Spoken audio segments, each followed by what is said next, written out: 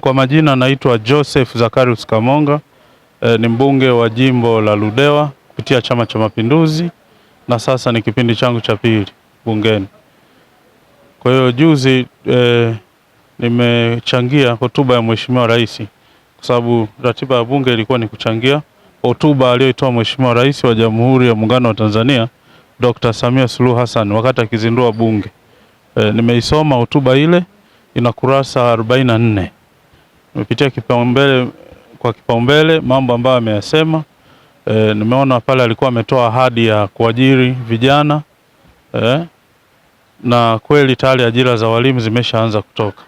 Kwa hiyo haya ndio ambayo niliyasema bungeni. Sisi Ludewa tumepokea watumishi wapya 108. Kwa hiyo tunamshukuru sana Mheshimiwa Rais kwa kusema jambo na kulisimamia mpaka limekamilika. Kwa sasa tunasubiri walimu wa elimu ya msingi, kwa sababu Ludewa tuna shule zaidi ya 118 na tuna upungufu wa walimu 260. Wastani saizi kila shule ukitafuta wastani kwa Ludewa ina walimu 4.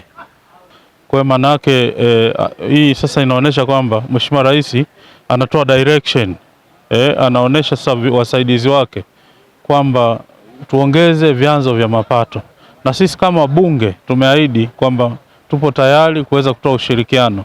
Yale ambayo yako kwenye mamlaka yetu kama wabunge, kama wawakilishi wa wananchi, tuko tayari kutoa ushirikiano ili nchi hii iweze kupata mapato ya kutosha kuweza kutekeleza dira ya maendeleo ya taifa ya miaka hii ambayo ni ya hadi 2050. Na najua kupitia hiyo unakuwa na mpango wa muda mrefu, mpango wa muda wa kati na mpango wa muda mfupi. Kwa hiyo kutakuwa na mipango sasa, mpango wa maendeleo wa mwaka mmoja na mpango wa maendeleo wa miaka 5 ambao utachukua mambo kwenye dira ya maendeleo ya taifa. Na vitu vyote hivi vina gharama kuweza kuvimudu. Lakini kwa sasa hivi sisi kama wawakilishi wa wananchi, wengi wetu tunaona kwamba serikali ingejikita sana pia katika kuboresha miundombinu ya barabara. Sisi kule vijijini wananchi wala uhitaji kuwahamasisha kufanya shughuli za kilimo, wameshahamasika, ndio shughuli yao wanaifanya miaka yote. Wanachotaka wao ni uhakika wa soko. Kwa hiyo kukiwa na soko la kutosha, utaona nao wameongeza uzalishaji. Sasa hivi kuna kule kata ya Madilu, kata ya Madope, wanalima sana viazi vya umwagiliaji.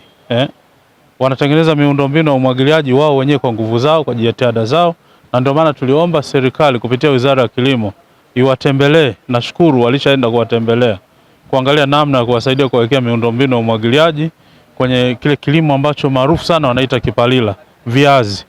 Kwa hiyo wananchi wanataka wakivuna viazi vyao wasipate usumbufu kwenye barabara namna ya kusafirisha. Lakini vile vile sheria zisimamie kwamba yale magunia yapimwe kwa kupitia mizani, yasipimwe na kuweka lumbesa. Ile ni kuwavunja moyo wakulima, ni kuwaibia wakulima. Kwa hiyo wanataka serikali isimamie vizuri sheria. Hii itasaidia pia kama wananchi watafanya shughuli zao kwa uhuru na watapata mapato. Hii itasaidia sana katika kupunguza umaskini hapa nchini. Hali kadhalika kuna zao la vitunguu. Ukienda kule Lutemaluchi kata ya Lubonde, ukienda Mbwila kata ya Luano, ukienda Mavala, wananchi wanalima sana vitunguu. Changamoto kubwa ni miundombinu ya barabara zile za vijijini.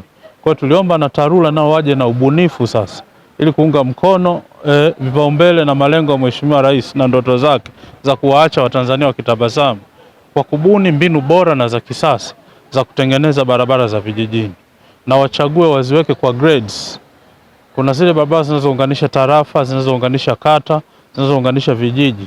Ziko zile ambazo ni muhimu za ukanda wa uzalishaji mkubwa. Waruhusu magari mazito yaweze kupita kwenda kuchukua mzigo.